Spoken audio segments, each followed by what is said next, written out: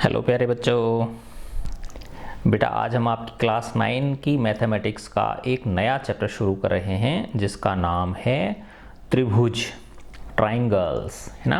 अब आप त्रिभुज पहले जो पिछली क्लास है उनमें भी पढ़ते आए हो, लेकिन यहाँ पर हम एक विशेष कॉन्सेप्ट पढ़ेंगे आज, है ना, जिसका नाम है सर्वांग समता, कॉन्ग्रुएंस। ठीक है ना, इंग्लिश में क्या बोलते हैं? कॉन्ग्रुएंस, है ना, कॉन्ग्रुएंस ऑफ ट्राइंगल्स, त्रिभुजों की सर्वांग समता। ये बहुत ही आसान है और इम्पॉर्टेंट इसलिए क्योंकि बेटा इसका प्रयोग आपके अगले वर्ष जो 10th क्लास में आपकी जो मैथमेटिक्स होगी उसमें इसका खूब उपयोग होगा, है ना। तो इसको बहुत आसान तरीके से हम इसको समझेंगे कि ये सर्वांग समता आखिर होती क्या है ना। देखो बेटा सर्वांग सम, है ना, कॉन्ग्रुएंस, सर्वांग सम से आपको पता ही चल रहा है सर्व अंग सम, सर्व प्लस अंग प्लस सम, है ना, यानी जिसके सारे अंग समान हो, है ना, जो बिल्कुल एग्जैक्ट हो। कैसा हो? हूबहू वैसा ही हो, है ना। जैसे देखा आपने फोटो बनवाते हो, आप पासपोर्ट साइज की फ़ोटो बनवाते हो ना, माना जैसे आपने 8 कॉपी बनवाई या 40 कॉपी बनवाई तो वो सेम साइज़ की होती है ना, बिल्कुल एक जैसी होती हैं हूबहू। ठीक है ना, तो वो कैसी हैं बताओ? वो सर्वांग सम फोटो हैं आपकी। वो फोटो कैसी हैं? कॉन्ग्रुएंट हैं, है ना। कॉन्ग्रुएंस गुण होता है और कॉन्ग्रुएंट सर्वांग सम हो गई वो। ठीक है ना। दूसरा, जैसे आपकी मम्मी वो पहनती हैं, क्या नाम है, कड़े पहनती हैं, है ना, या चूड़ी पहनती हैं। ठीक है ना, तो देखो बेटा वो एक हाथ के अंदर जितनी भी चूड़ियाँ होंगी, है ना, वो सब कैसी होंगी बताओ? एक ही आकार की होंगी, है ना, यानी शेप, SHAPE, शेप, और साइज। शेप यानी क्या होता है बेटा? आकृति, और साइज यानी आकार। आकृति और आकार दोनों जब समान हो, ठीक है ना, तो वो क्या होंगे बताओ? वो सर्वांग सम होंगे, है ना। लेकिन ऐसे देखो आप, एक कोई ये वाला फोटो है पासपोर्ट साइज का आपका और एक बड़ा फोटो है ना, तो क्या ये देखो बेटा ये एक जैसे तो हैं, है ना, लेकिन ये एक दूसरे को ढक नहीं रहे। ढकने का मतलब क्या है? एग्जैक्ट इनका आकार तो जो है ना, शेप तो इनकी एक जैसी है, लेकिन साइज इनका क्या है बताओ? अलग है ना। यहाँ पे शेप तो क्या है? सेम है, आकार सेम है, लेकिन साइज क्या है इसकी? अलग है। तो ये कॉन्ग्रुएंट नहीं है ना, ये कॉन्ग्रुएंट नहीं है ना। ऐसी देखो, माना एक चूड़ी इस तरह की है ना, गोल है ये भी, और एक चूड़ी ये बड़ी, माना किसी का मोटा हाथ है किसी का पतला हाथ है, तो ये देखो इनकी आकार सेम है, गोलाकार है, लेकिन ये इनकी जो साइज है वो क्या है? अलग है। तो ये भी कॉन्ग्रुएंट नहीं है। तो सर्वांग सम का मतलब समझ में आ रहा है ना, कि सारे अंग समान हो, जिसके बिल्कुल हूबहू एग्जैक्ट हो, अर्थात वो एक दूसरे को क्या कर लें? ढक लें, एक दूसरे को क्या हो जाए? फिट हो जाए वो, है ना। तो वो आकृतियां क्या होंगी? वो आकृतियां सर्वांग सम होंगी, कॉन्ग्रुएंट होंगी। ठीक है ना। और दूसरा आपने देखा होगा बेटा,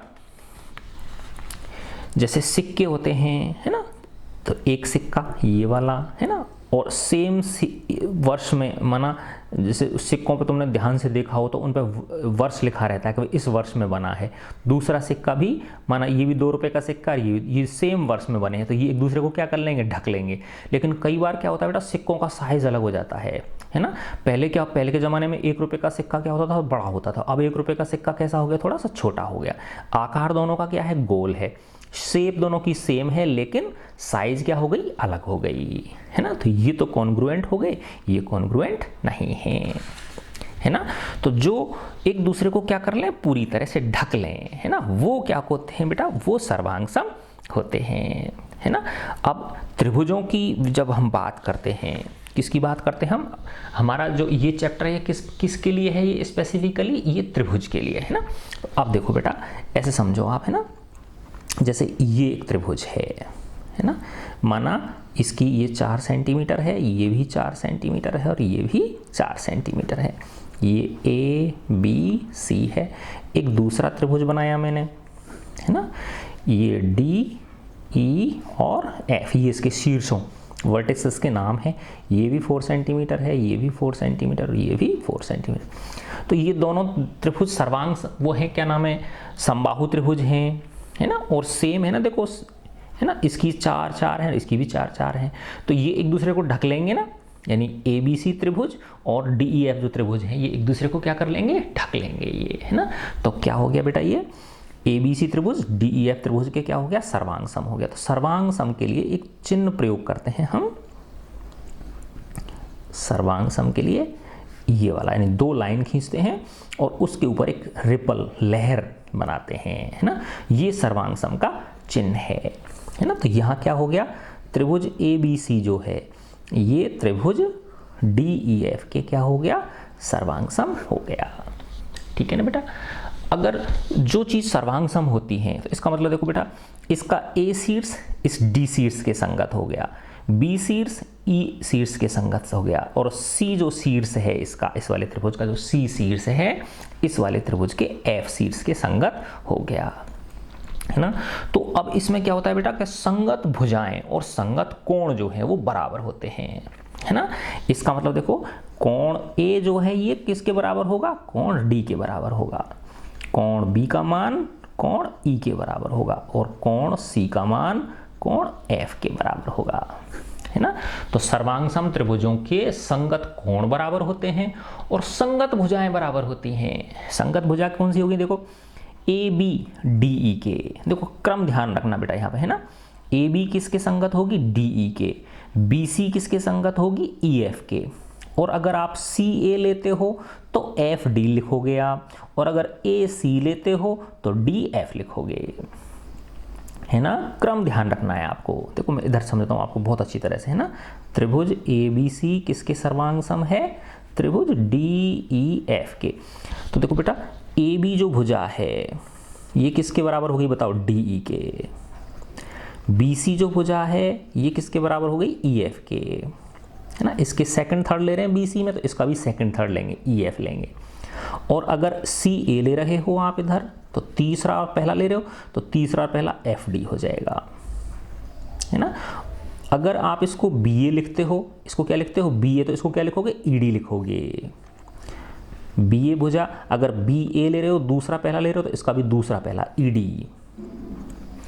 अगर आप CB ले रहे हो, CB ले रहे हो तीसरा दूसरा, तो ये FE हो गया, FE हो गया।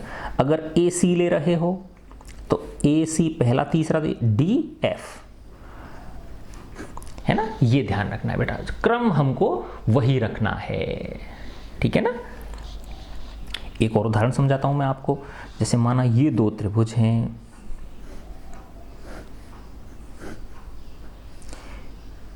त्रिभुज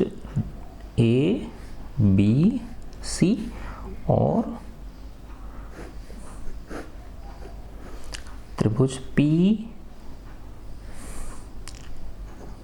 ये P और ये Q और ये R, है ना। कैसे भी हो सकते, कोई जरूरी नहीं है कि ये यहाँ पे P आएगा, यहाँ पे Q आ सकता है, यहाँ पे R आ सकता है, कुछ भी आ सकता है ना। अगर मैं लिखता हूँ कि त्रिभुज ABC सर्वांग सम है त्रिभुज PQR के, है ना। तो देखो बेटा कि A जो शीर्ष है वो P शीर्ष के संगत हो गया, B शीर्ष किसके हो गया, Q शीर्ष के संगत हो गया, और C शीर्ष जो है, C जो वर्टेक्स है वो R वर्टेक्स के संगत हो गया। तो कोण A किसके बराबर हुआ, कोण P के, कोण P के। इसका मतलब जैसे ये अगर माना 50 डिग्री है ना, तो P कहाँ है, ये रहा, ये कितने डिग्री होगा, 50 डिग्री होगा। आ रहा है समझ में, ठीक है बेटा। फिर देखो कोण B किसके बराबर हो गया, है ना। सेकंड नंबर पर क्या है, Q। तो इधर माना ये B है, ये माना 60 डिग्री है ना।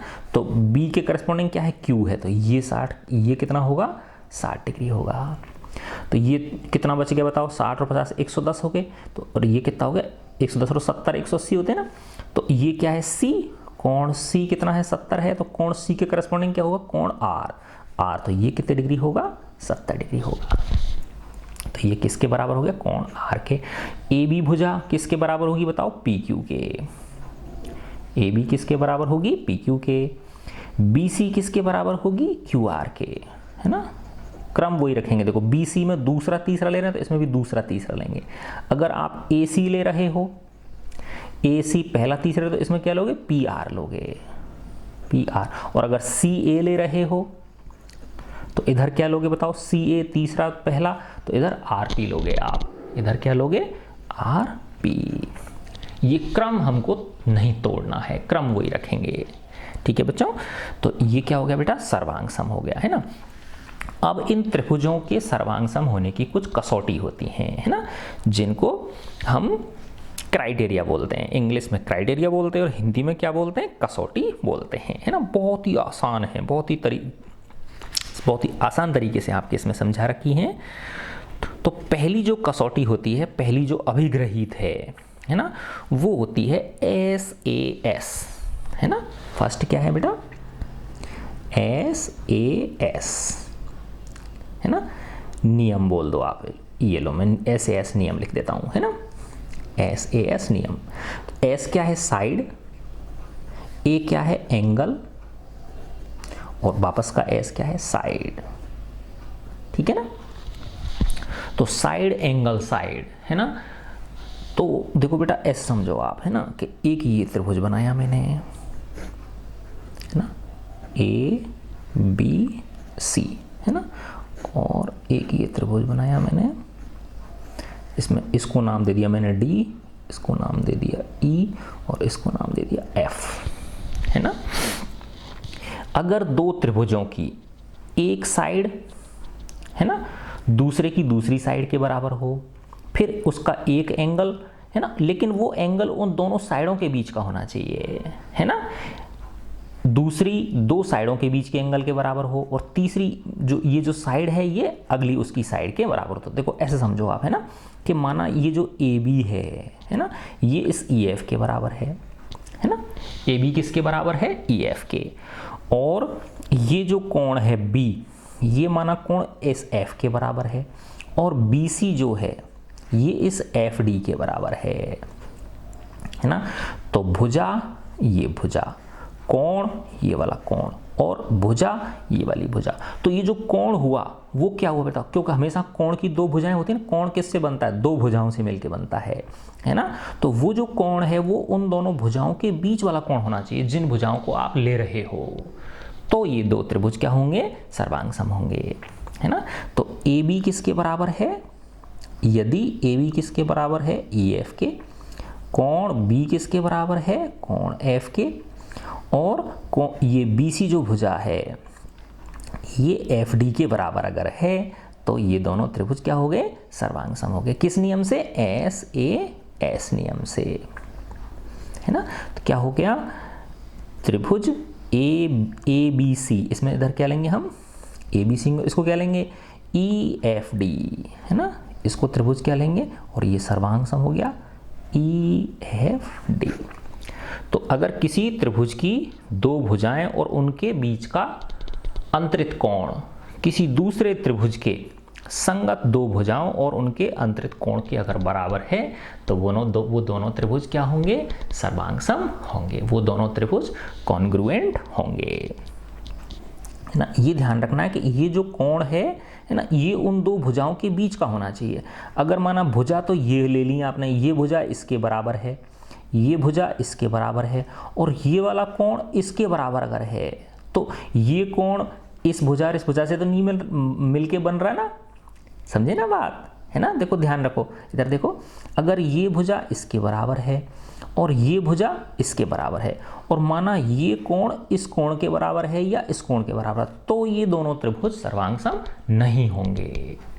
तब उस केस में क्या होगा बेटा, ये सर्वांग सम नहीं होंगे। ऐसे समझो, देखो माना ये 3 सेंटीमीटर है और ये 3 सेंटीमीटर है, ये 4 सेंटीमीटर है और ये भी 4 सेंटीमीटर है, ये 60 डिग्री है और ये भी 60 डिग्री है, तो ये दोनों त्रिभुज क्या हैं बताओ, सर्वांग सम हैं। लेकिन अगर ऐसे होता है ना कि ये 3 है, ये 3 है, ये 4 है, ये 4 है और ये 60 है, और माना ये 60 है या ये 60 है ना, तो ये दोनों त्रिभुज क्या होते, सर्वांग सम नहीं होते, क्योंकि ये जो कोण है ना, ये उन दोनों भुजाओं के बीच का कोण होना चाहिए जो दूसरे त्रिभुज की दो भुजाओं के बीच के कोण से बराबर आ रहा है है ना। तो इस नियम को क्या बोलते हैं हम, SAS नियम, ठीक है ना। अभी सवाल करोगे ना बेटा तो और अच्छी तरह से समझ में आ जाएगा, है ना। तो अब देखो ये फर्स्ट है SAS नियम, तो ऐसे ही दूसरा होता है ना ASA, है ना, एंगल साइड एंगल, है ना, SAS और ASA। अब हम उस पे आते हैं अगले वाले पे। तो दूसरा जो सर्वांग समता का दूसरा जो क्राइटेरिया है वो क्या है बेटा, वो है ASA, है ना, ASA नियम। अभी जब सवाल करेंगे तो और अच्छी तरह समझ में आ जाएगा आपके, है ना। तो एंगल साइड और एंगल, है ना। तो देखो अगर माना ये त्रिभुज है ना, ये बनाया मैंने त्रिभुज PQR नाम दे दिया मैंने इसको, और इसको नाम दे दिया DE और F। देखो एंगल, है ना, एंगल साइड एंगल, माना ये वाला कोण इस कोण के बराबर है, ठीक है ना, ये कोण इस कोण के बराबर है, और ये जो भुजा है PQ, है ना, ये इस DE के बराबर है, और फिर वापस एंगल ये वाला Q एंगल इस E के बराबर है। तो ये दोनों त्रिभुज क्या होंगे, सर्वांग समहोंगे। देखो कोण, है ना, कोण, भुजा भुजा, कोण कोण। देखो यहाँ पे क्या है कि वो जो भुजा है वो उन दोनों कोणों की उभयनिष्ठ भुजा होनी चाहिए, है ना, ये ध्यान रखना है। ये जो भुजा है वो कौन सी होनी चाहिए कि दो जो कोण ले रहे हैं उनके बीच की उभयनिष्ठ भुजा होनी चाहिए, है ना। तो इसमें भी देखो ये जो दोनों कोण है तो ये भुजा इस कोण की भी भुजा है, और ये जो भुजा है ये इस कोण की भी भुजा है ना। तो ये दोनों त्रिभुज क्या होंगे, सर्वांग सम होंगे, है ना। अगर ऐसे होता देखो तो इस केस में क्या लिख देंगे हम, इस केस में हो गया त्रिभुज PQR किसके सर्वांग सम हो गया, त्रिभुज DEF के। तो इससे क्या मिल गया, कोण P किसके बराबर होगा, कोण D के, कोण P किसके बराबर होगा, कोण D के, कोण Q किसके बराबर होगा, कोण E के। यानी बस ये तीन चीजें पता चल गई हमको, तो उससे अपने आप क्या निकल के आ गया, 6 चीज बराबर निकल गई। 6 चीज का मतलब उसके तीनों कोण और तीनों संगत भुजाएं बराबर हो गई, ठीक है ना। कोण R किसके बराबर हो गया, PQR तीसरा, इसके तीसरे के, कोण F के।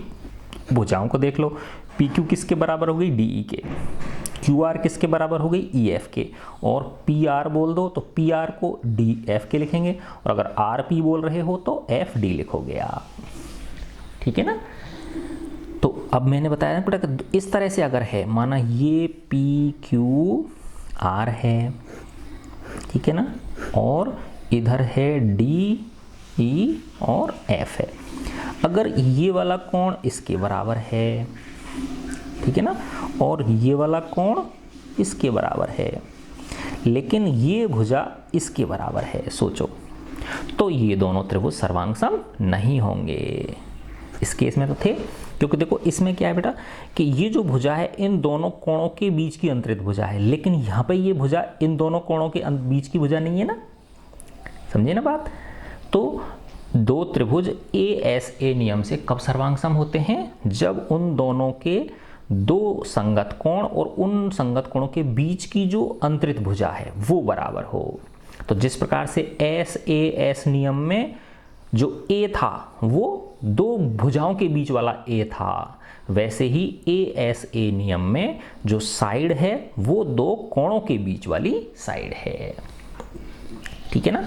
अब देखो इससे देखो बेटा कि एक चीज और निकल के आती है ना, ASA से, कि जब किसी त्रिभुज के दो कोण बराबर हो गए, है ना, इस त्रिभुज के और इस त्रिभुज के दो कोण बराबर हो गए आपस में, तो तीनों का योग कितना होता है, 180 होता है। तो ऑटोमेटिकली तीसरा कोण भी बराबर हो जाएगा कि नहीं हो जाएगा, ऑटोमेटिकली क्या हो गया बेटा, तीसरा कोण भी बराबर हो गया, है ना। जैसे ये खुद कह रहा है ना, जैसे ऐसे समझो मैंने ये बनाया, है ना, ये माना PQR है और ये STU है, ये कोण माना 60 डिग्री है, इसका ये कोण भी 60 डिग्री है, ये कोण इसका 70 डिग्री है, ये कोण इसका 70 डिग्री, और ये भुजा इसके बराबर है। माना ये 3 सेंटीमीटर है और ये भी 3 सेंटीमीटर है। ठीक है, ये 60, ये 60, ये 70, ये 70 और ये 3 सेंटीमीटर, ये है ना। तो angle side angle, angle side angle से ASA नियम से ये दोनों क्या हो रहे हैं, सर्वांग सम हो रहे हैं। अब वैसे देखो आप कि ये 60 और ये 70, तो 7 और 70 कितने हो गए, 130, 6 7 13 130, और ये कितना बचा, 50 डिग्री बचा कि नहीं बचा। इसमें भी ये 60 है, ये 70 है, तो ये कितना बचा, 50 डिग्री बचा। तो जब किन्हीं दो त्रिभुजों के दो कोण आपस में बराबर हैं तो तीसरा कोण भी अपने आप बराबर हो गया कि नहीं हो गया, है ना। तीसरा कोण क्या हो गया, अपने आप बराबर हो गया। तो इस नियम को जो ASA नियम है इसको AAS नियम भी बोल देते हैं, यानी कोण कोण भुजा, है ना। तो कोण भुजा कोण, है ना, या कोण कोण भुजा के नाम से भी इसको कह सकते हैं हम। ठीक है ना। तो ये इन दो जो वो हैं बेटा, ये इनका उपयोग आपके क्वेश्चंस में होगा। ठीक है, तो इसके एग्जांपल्स आप करने की कोशिश करना, बहुत आसान आसान क्वेश्चंस हैं। अब मैं इसके कुछ क्वेश्चंस आपको सॉल्व करके दिखाऊंगा बहुत आराम से। अब देखो इनके सॉल्व करने के कई तरीके हो सकते हैं, है ना, कि कोई बच्चा किसी तरीके से करेगा, कोई किसी तरीके से करेगा, लेकिन गलत किसी का नहीं होगा, सबका सही होगा, लेकिन आपका तरीका सही होना चाहिए, करने का लॉजिक जो है वो सही होना चाहिए। देखो अब ये आपकी 7.1 है प्रश्नावली, है ना। प्रश्नावली कौन सी है आपकी, ये 7.1 त्रिभुज की, ये वाले का इसका फर्स्ट क्वेश्चन में लिखता हूं।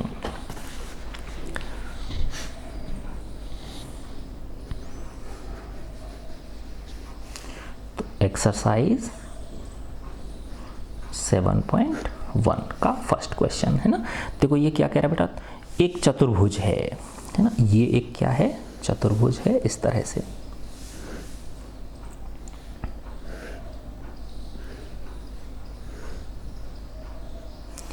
ये A, B, ये D और ये C, है ना। इस चतुर्भुज ABCD में AC बराबर AD है ना। देखो बेटा ये AC जो है ये इस AD के बराबर है, ये दे रखा है हमको, है ना। AC किसके बराबर दे रखी है, AD के, है ना। AC AD के बराबर है और AB कोण A को समद्विभाजित करता है, यानी जो AB है ये इस कोण A को, कोण A कौन सा है, ये पूरा है कि नहीं है, तो ये जो AB है इस पूरे कोण को क्या कर रहा है, समद्विभाजित कर रहा है। इसका मतलब ये वाला कोण और ये वाला कोण क्या है, बराबर है। ये चीज़ भी दे रखी है आपको, है ना। तो इस कोण को क्या बोलोगे, देखो आप इस वाले कोण को क्या बोलोगे, CAB, है ना। इस कोण को क्या बोलेंगे हम, CAB, और इस कोण को क्या बोलेंगे हम, DAB, है ना। अब देखो तुम ऐसे कहोगे सर कि इस वाले कोण को BAD भी बोल सकते हैं, है ना, लेकिन ये ध्यान रखना है बेटा कि संगतता का ध्यान रखना है हमको, है ना। क्योंकि इधर देखो आप यहाँ पे AC = AD दे रखा है ना।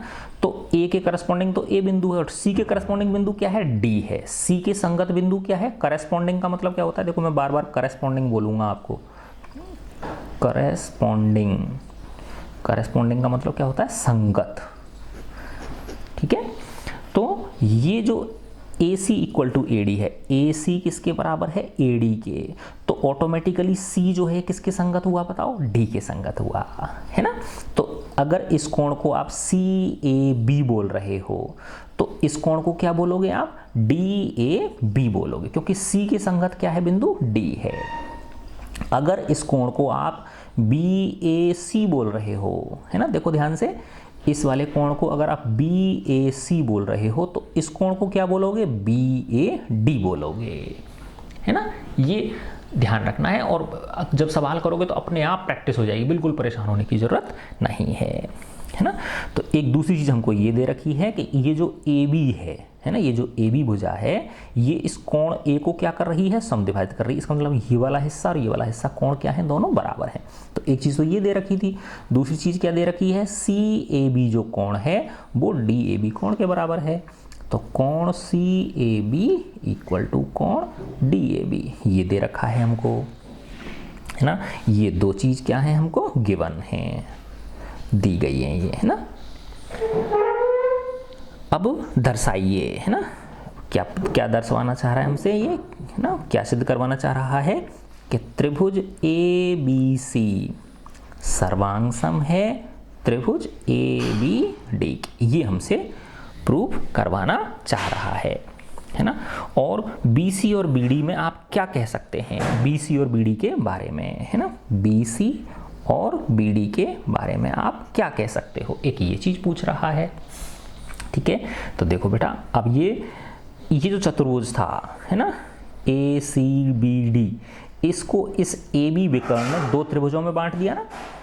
इस ए बी विकर्ण ने इसको क्या कर दिया, दो त्रिभुजों में बांट दिया, एक सी ए बी और एक डी ए बी त्रिभुज, त्रिभुज सी ए बी और त्रिभुज डी ए बी।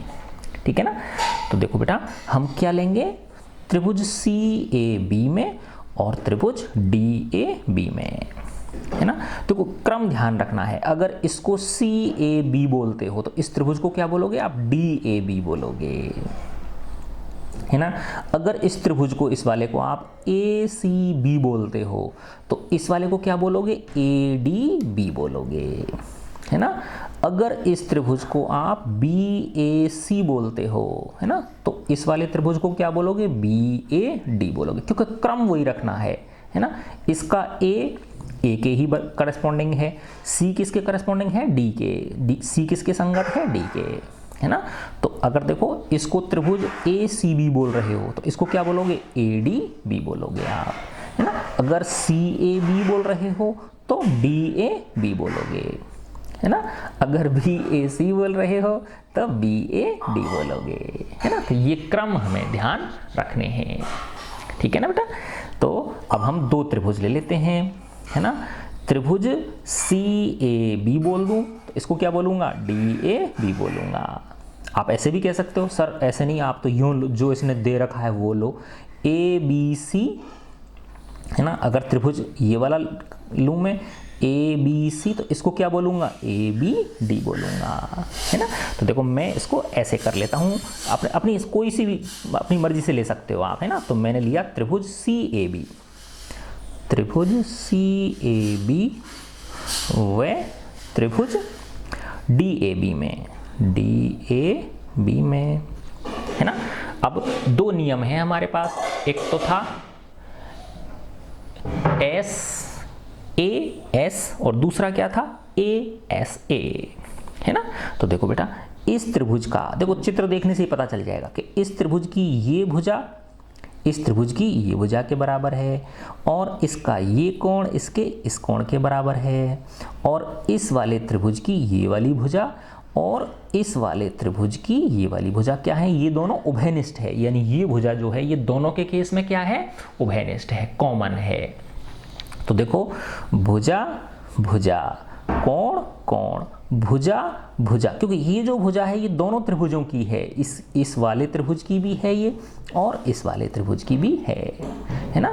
तो देखो बेटा ऐसे समझो, अब ये इसको मैंने खोल दिया इन दोनों त्रिभुजों को, ऐसे मान लो ये ऐसे हो गए, ये है ना, इस तरह से हो गए ये, है ना। ये है आपका सी ए बी और ये है डी ए और बी, है ना।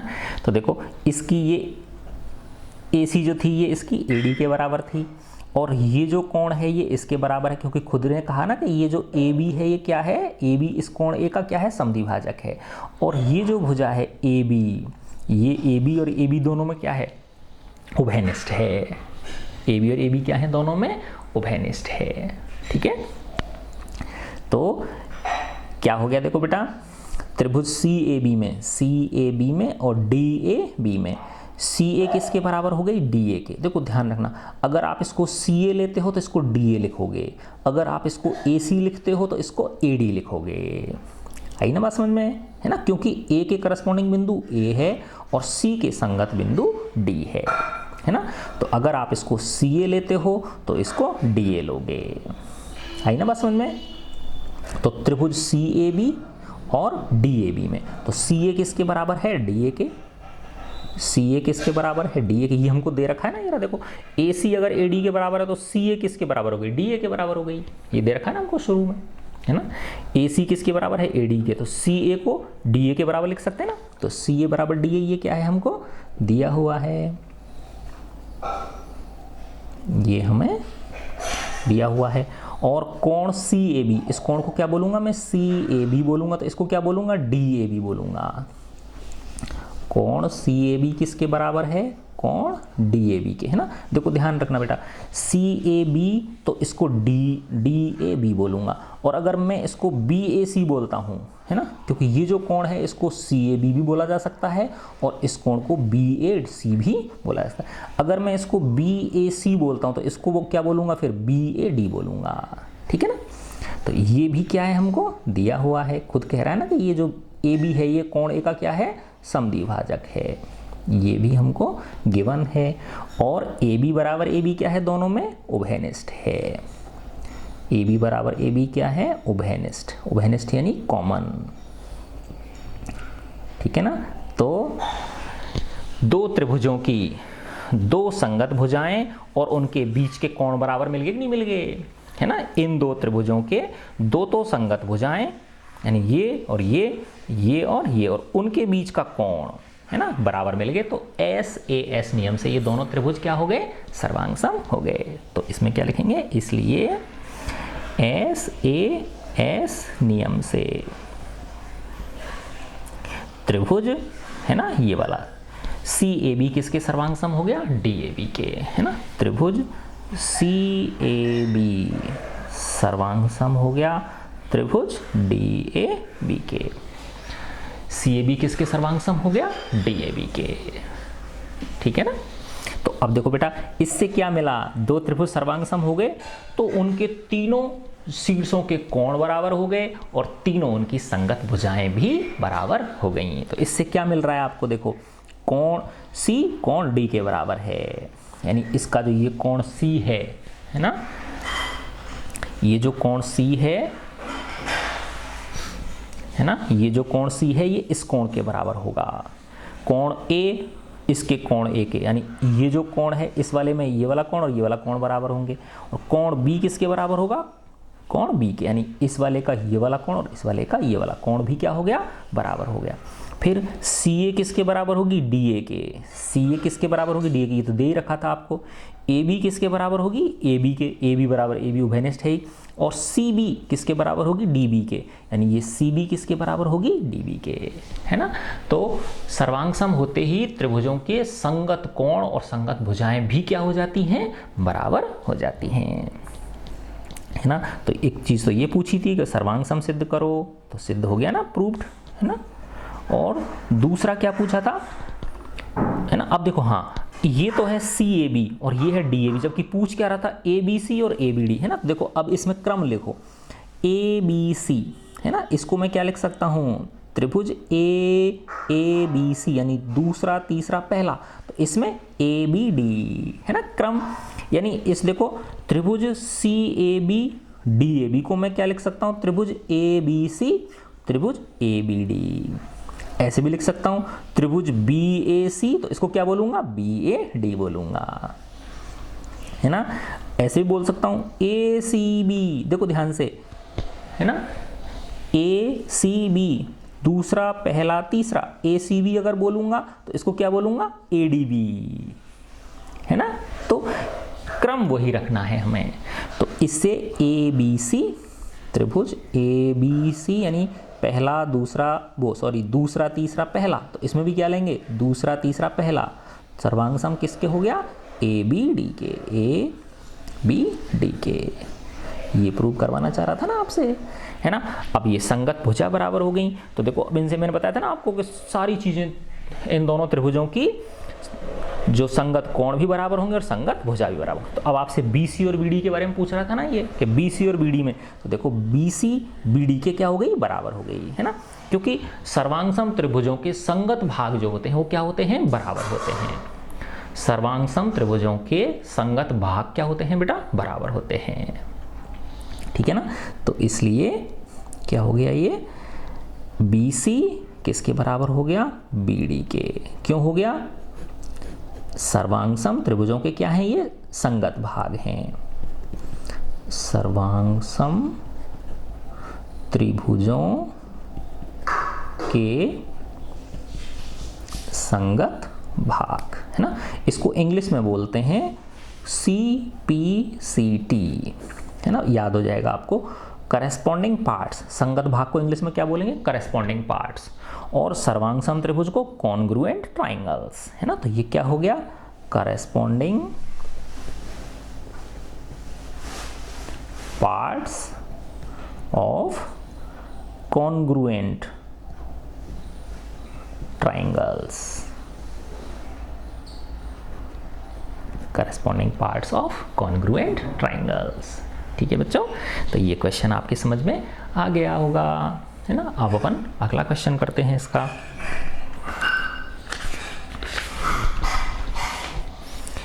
सेकंड क्वेश्चन है, देखो बेटा मैं दिखा देता हूँ आपको, ये रहा, है ना। ये सेकंड क्वेश्चन है, ABCD एक चतुर्भुज है। ये जो ABCD क्या है, एक चतुर्भुज है। इसमें AD बराबर BC दे रखा है। ये AD किसके बराबर है, इस BC भुजा के बराबर है। और कोण DAB CBA के बराबर है। DAB यानी ये वाला कोण, है ना। DAB कौन सा हो गया, DA और AB भुजा से घेरा हुआ कोण, ये वाला हो गया DAB। CBA यानी CB और AB से घिरा हुआ कोण, ये वाला हो गया, ये बराबर दे रखे हैं। तो ये तीन चीज सिद्ध करवाना चाह रहा है। त्रिभुज ABD सर्वांग सम है त्रिभुज BAC के। ABD देखो कौन सा है, ABD यानी ये वाला त्रिभुज, है ना। किसके सर्वांग सम, BAC यानी इसके सर्वांग सम सिद्ध करवाना चाह रहा है। BD बराबर AC, BD जो है और ये AC बराबर होंगे, ये सिद्ध करवाना चाह रहा है। और कोण ABD यानी ये वाला कोण हो गया, है ना, किसके, BAC के यानी इस कोण के बराबर होगा। बहुत ही आसान क्वेश्चन है, अभी इसको हम कर लेते हैं। तो देखो बेटा मैं चित्र बनाता हूं पहले आपके लिए। ये क्वेश्चन नंबर 2 है आपका। इसमें क्या है देखो, ये इस तरह से है, ये इस तरह से है, और फिर ये इस तरह से है, और ये इस तरह से है, ये इस तरह से है, और ये ऐसे है। ठीक है, यस, ठीक है। इसका नाम है शीर्ष का A, इसका है B, ये C और ये D, है ना। अच्छा, ये ABCD क्या है, एक चतुर्भुज है। AD बराबर BC, अब हमको दे रखे हैं उनको लिख लेते हैं। AD BC के बराबर दे रखा है। तो AD कौन सा है बेटा, ये। BC कौन सा है, ये, है ना। यानी ये AD किसके बराबर है, इस BC के बराबर है। दूसरा क्या दे रखा है, कोण DAB, लिख लेता हूं मैं। कोण DAB किसके बराबर है, कोण CBA। DAB ढूंढो बेटा, DAB यानी ये पूरा कोण, ये DAB किसके बराबर है, CBA यानी ये वाला कोण, है ना। ये हमको दो चीज क्या है, दी हुई है ना। ये हमको गिवन है, दिया हुआ है ये चीज, है ना। अब हमें सिद्ध करना है, क्या प्रूव करना है बेटा, तीन चीज प्रूव करवाना चाह रहा है आपसे। फर्स्ट तो है त्रिभुज ABD सर्वांग सम है त्रिभुज BAC के। सेकंड BD AC के। थर्ड एंगल ABD किसके, एंगल BAC के। ठीक है, ये तीन चीज हमसे प्रूव करवाना चाह रहा है। तो देखो बेटा, त्रिभुज ABD और BAC देखो आप, है ना। ABD ये वाला, है ना, ABD, तो ये त्रिभुज हो गया ना। और BAC यानी ये वाला त्रिभुज, ठीक है ना। तो देखो मैं इनको तुमको अलग बना देता हूँ, है ना। देखो यहाँ बना दिया मैंने इसको इस तरह से, है ना। ये यूं है कुछ, है ना। ये त्रिभुज ये वाला है A, और ये B और ये D, ठीक है। तो ABD और BAC, है ना। BAC कहाँ है, ये रहा BAC, यानी ये कुछ इस तरह से है BAC, ये यूं है ना।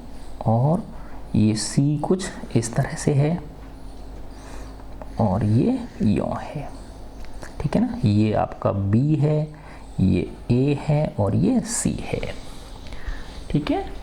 ये मैंने दो अलग अलग कर दिया अब इनको।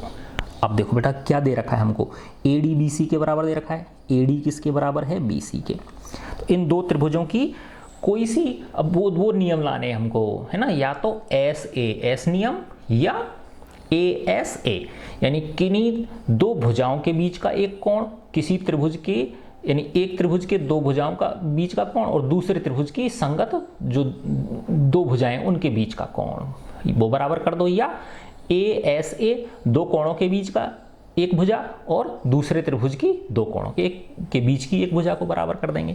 तो देखो हमको जो दे रखा है पहले तो उससे चलेंगे हम, तो यानी ये भुजा और ये भुजा, एक तो भुजा तो बराबर दे रखी है और दूसरा ये जो कोण था डी ए बी, यानी ये डी ए बी, ये डी ए बी है कि नहीं, देखो डी ए बी यानी ये जो कोण है ये किसके बराबर दे रखा था हमको, सी बी ए के, सी बी ए के, यानी इस कोण के बराबर दे रखा था। यानी ये कोण और ये कोण क्या दे रखे हैं बेटा, हमको बराबर दे रखे हैं। और देखो क्या चीज़ है, ये ए बी और ए बी क्या है, उभयनिष्ठ है कि नहीं ये दोनों में, है ना। ये ए बी जो है ये इस डी ए बी में भी है, ये जो ए बी भुजा है ये इस डी ए बी त्रिभुज में भी है, और या ए बी डी जो है, यानी ये जो ए बी है ये इस ए बी डी त्रिभुज में भी है, ए बी डी त्रिभुज में भी है ये, और ए बी जो है ये इस बी ए सी में भी है, बी ए सी त्रिभुज में भी है। तो ये जो ए बी है और ये ए बी है ये क्या है, उभयनिष्ठ है। देखो क्या बन गया, आ गया ना, देख लो, भुजा ये भुजा, कोण ये कोण, भुजा भुजा, तो देखो संगत हो रहा है कि नहीं हो रहा है ये, है ना। यानी दो भुजा के बीच का कोण, है ना। देखो इसकी भुजा सी बी, इसकी भुजा ये डी ए, ठीक है ना, और ये वाला कोण, ये वाला कोण, और ये ए बी और ए बी क्या है, दोनों उभयनिष्ठ हो गई इसमें, है ना। तो क्या मिल गया बेटा हमको, कौन से नियम से, एस ए एस नियम से, है ना। तो अब हम कैसे लिखेंगे, त्रिभुज ए बी डी हुए त्रिभुज बी ए सी में, है ना। ए बी और बी ए क्या हैं, दोनों उभयनिष्ठ हैं, है ना। ए बी बराबर बी ए तो क्या हो गया, उभयनिष्ठ हो गया, है ना। और इस कोण को इस वाले के लिए क्या बोलोगे आप, अगर इसको बी ए डी बोलते हो, है ना, इसको क्या बोलते हो, बी ए डी बोलोगे, तो इसको क्या बोलोगे, ए बी सी बोलोगे, है ना। तो कोण बी ए डी किसके बराबर है ना, बी ए डी किसके बराबर है, ए बी सी के, कोण ए बी सी के, है ना, ये हमको दिया हुआ है ये हमें। तो देखो इसको डी ए बी लेते हो आप, डी ए बी, तो ये सी बी ए, सी बी ए, बात वही है ना, देख लो, है ना। और दूसरा हमको क्या दे रखा है, ये वाली भुजा ए डी किसके बराबर दे रखी है, ए डी किसके हैं, बी सी के, ए डी बराबर बी सी हमको दिया हुआ है, तो एस ए एस नियम से, इसलिए एस ए एस नियम से क्या हो गया बेटा, त्रिभुज ये वाला ए बी डी सर्वांग सम हो गया किसके, त्रिभुज बी ए सी के, कौन से नियम से, एस ए एस नियम से, यानी दो भुजा और उनके बीच का कोण, है ना। अब ये दो सर्वांग सम हो गए तो इनके संगत कोण और इनकी संगत भुजाएं क्या होंगी, बराबर होंगी। तो यहां से देखो अब मिल जाएगा आपको, ये सेकंड मिल गया, बी डी इक्वल टू ए सी, देखो बी डी ए सी, तो इसलिए बी डी इक्वल टू क्या होगा, ए सी, क्योंकि सर्वांग सम त्रिभुजों की जो संगत भाग है वो क्या हो गए, बराबर। देखो अभी तो इससे सिर्फ हमको क्या पता था कि ए डी किसके बराबर थी, बी सी के बराबर थी, है ना।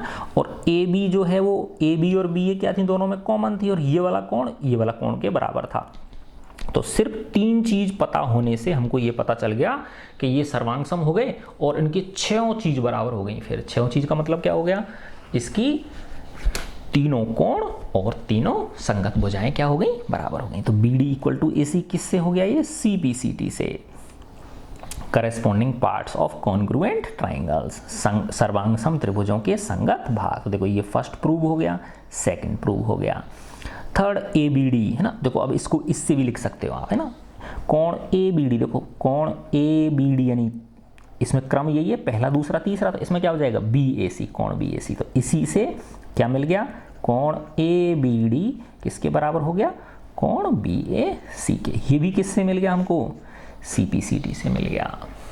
ये भी किससे मिला, CPCT से, congruent part of corresponding parts of congruent triangles, है ना। तो ABD कौन सा है, देखो ये रहा, देखो ABD यानी ये जो कोण है ये वाला छोटा है ना, ABD यानी ये वाला कोण है ना, ये कोण भी, और किसके, BAC के, BAC के यानी इस कोण के बराबर हो गया अब ये, है ना। और ये जो BD भुजा है ये किसके बराबर हो जाएगी, AC के बराबर हो जाएगी। BD और AC यानी ये जो BD है ये किसके, AC के बराबर हो गई, है ना। देखो कितना आसान है, ठीक है बच्चों। अब इसके 3, 4, 5, 6, 7, 8 है ना, ये क्वेश्चंस और हैं, तो अब इनको कब करेंगे हम, अगले वीडियो में करेंगे, ठीक है बच्चों। गॉड ब्लेस यू ऑल बेटा।